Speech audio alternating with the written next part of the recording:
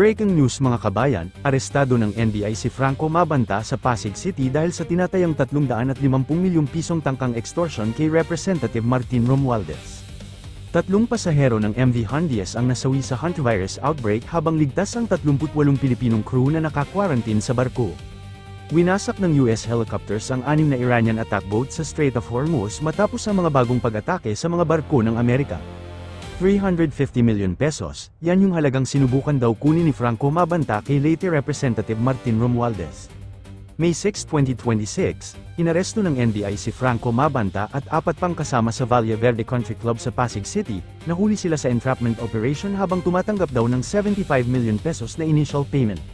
Si Franco Mabanta ay founder ng Peanut Gallery Media Network o PGMN. Kilala siya bilang pro-Duterte social media personality, dati rin siyang social media strategist ni President Bongbong Marcos bago mag-2022 elections. Kilala po ba siya ng Pangulo dahil sinasabing may papel daw tong si Mabanta dun sa online political campaigns noon na sumusuporta kay Pangulong Marcos? Hindi po siya kaibigan ng Pangulo, pero siguro mas nanaisin ko po kung ito po ang inyong itatanong dahil ito po ay mismong pinost ni Franco Mabanta. Baka ito po ang itanong nyo kung ano po ang relasyon niya sa mga Duterte. Kinumpirma ni NBI Director Melvin Matibag ang pag-aresto, dinala si Mabanta sa NBI office na ka-yellow detainee shirt, under inquest proceedings na sila ngayon. Hanggang ngayon wala pang official statement ang kampo ni Franco Mabanta, ang kaso niya ay robbery extortion.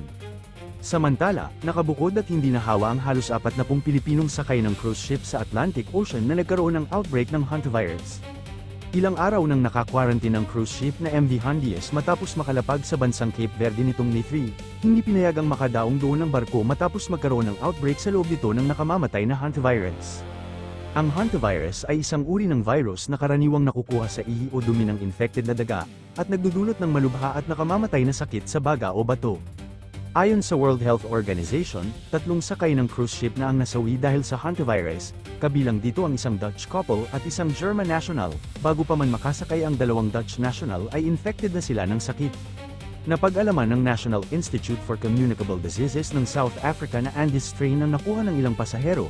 Ang Andes strain ay ang nag-iisang uri ng hantavirus na pwedeng makuha sa pamamagitan ng person-to-person transmission. Ayon sa Department of Migrant Workers, 38 crew member ng barko ay mga Pilipino.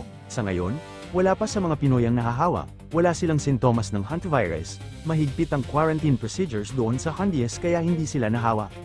Kagabi, kinumpirma ng Spanish Health Ministry na tatanggapin nilang mailipat sa Canary Island ang cruise ship alinsunod sa international law at humanitarian principles.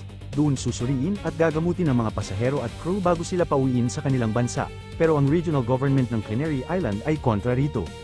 Samantala winasak ng mga helicopter ng US Army AH-64 Apache at US Navy MH-60 Seahawk ang 6 na maliliit na bangkang pandigma ng Iran na umano'y nagbabantang umatake sa mga komersyal na barko sa loob at paligid ng Strait of Hormuz, ayon sa pinakamataas na opisyal ng militar ng US sa rehiyon.